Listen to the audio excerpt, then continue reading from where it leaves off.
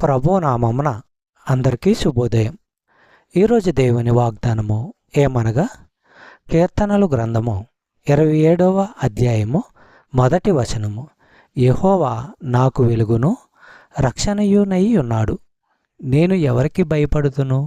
యెహోవా నా ప్రాణదుర్గము, ఎవరికి వెరతును? సహోదరులారా, అది అపాయకరమైన కాలము. ఏమి చేయాలో తెలుసుకునేందుకు వెలుగు, శత్రువుల చేతిలో నుంచి సంరక్షణ దావీదుకు అవసరము.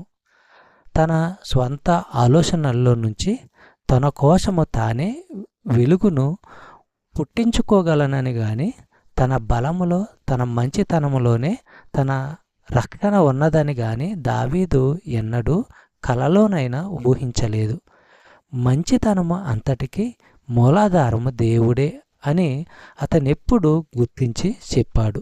చెప్పబడిన వాగ్దానము దేవుడు దీవించి ఆశీర్వదించునుగాక. ఆమేన్.